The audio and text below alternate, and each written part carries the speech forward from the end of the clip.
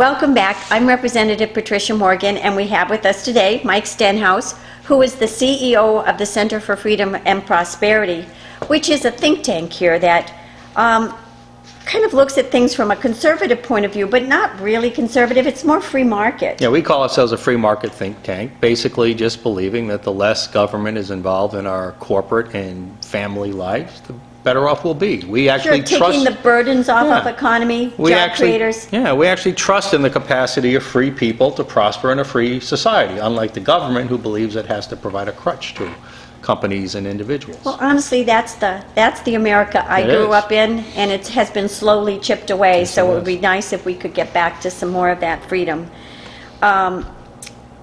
So we actually have talked in previous weeks about some of the bad bills.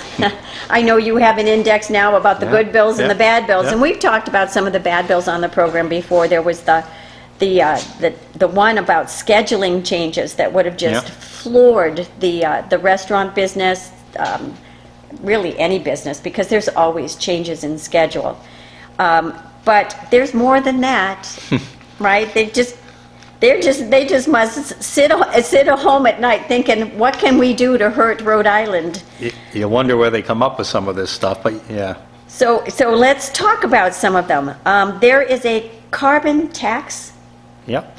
First of all, before I get to the carbon tax, let me just advise your viewers here. Go to rifreedom.org/freedom index, and then there's a whole bunch of links to different places where we take a comprehensive look at all this. Not only can you find all the bills we've rated, but you can also see how your lawmaker, how your senator, how your representative is doing, whether they're voting for good bills or voting for bad bills. You come out very well on our index, as it turns out, and always do. So we rate bills. We don't rate lawmakers. We rate bills, and how lawmakers vote on them gives them their score. So it's not a personal thing. You're right. The carbon tax we highlighted a few weeks ago as one of the worst bills in the General Assembly this year. All right. So what does it do? Well, basically, as you know, part of the global warming hysteria is that anything to do with fossil fuels is evil and bad and must be stopped, whether it's coal, whether it's oil, or even whether it's relatively clean natural gas.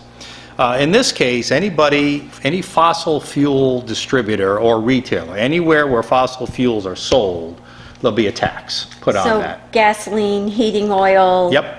Natural gas, or electricity producers. So, whether at the wholesale level or at the retail levels. This is going to drive up energy costs, electric costs, gasoline costs, all kinds of costs. And they're also then creating some kind of fund. They tried to put a carbon tax in Congress. Yes. A while back, and it was early in President Obama's administration. Defeated. Yes, it was soundly defeated. Yeah, because everybody realized that this was going to be a killer to the economy. That's right. And that's where I was going with this. Everything would be more expensive. How is this helping average families? Well, that's my point. That's the point. They claim, just to give, they claim they're going to create this fund with this tax, and even though electricity rates will go up and gasoline rates will go up, they're going to create this fund and they're going to reimburse low-income families through some process, some convoluted process. So we're going to charge people more, collect the money, and then try to give it back to the low. I mean, this is the craziness of our government right now. Everybody will be paying more, so why doesn't everybody get a tax break? Well, that's the point. So it's going to be a hit on our economy, on all families, on all businesses. I mean, one of the big costs of business is energy tax, especially those that use transportation or trucking or use energy in manufacturing or something like that. So it's going to be an increase across the board for Rhode Island families and businesses. It's just a bad idea, and it's just, again, it's furtherance of a federal and international agenda. Yeah.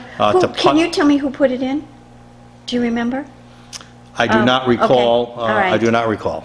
Okay, sorry. But okay, sounds like a bad one. Actually, I mean, let's go back to the truck toll. That's a $45 million tax on consumers. That's right. Right? Whether they eventually tax cars, which I think they're going to, or they just tax trucks and the trucks pass it on, that's a tax to consumers. This will be a tax to consumers as well, because everything is going to be more expensive. Electricity, heating our houses, the things that we buy, I mean, everything. Yeah, let me tell you how crazy this whole movement is. We've got a report that'll be coming out May, maybe June. We just got the initial data in, and we've got to do a lot more research. But it was done by a national PhD, and I'll give you a little preview. This has to do with what they call renewable energy mandates. As your viewers may or may not know, right now we get about 98% of our electricity from natural gas production facility, which is very efficient. Yep. It's low cost on the one hand, and about 7 cents per kilowatt and it's hour. relatively low carbon emission on the other hand. But our mandates, we have it in law that we have to move the renewables from its current 2% level all the way up to 16%, I believe, by 2019. So within 3 years, we've got to invest hundreds of millions of dollars to produce higher cost, less efficient renewable energy. Hey, we all hope that renewable energy becomes market efficient someday. And the report shows thousands of jobs and 10–20% increases in energy across the board as a result of this. It's an arbitrary law chasing some utopian climate goal that isn't going to have a hell of impact. We're tiny. Rhode Island That's what I is mean. tiny. That's what I mean. I'm just, for our viewers, natural gas can produce energy. I think it's at about 7 cents per kilowatt hour. When you go to solar, it's 3 times that. Yep. Wind energy, 4 times that. So I know I've been talking to some small business folks, and they said, geez, their energy bill has just exploded. Well, the folks in my district's energy bill has exploded too. I mean, I have widows living on Social Security. I have young families just trying to make it, put it all together. If their energy bill keeps doubling and going up, they can't afford it. You know, the governor and the speaker talk about how they removed the sales tax for businesses on energy. Fine, that was a tiny step in the right direction, but yet they keep increasing the cost of energy, which more than negatively makes up for that. And I know that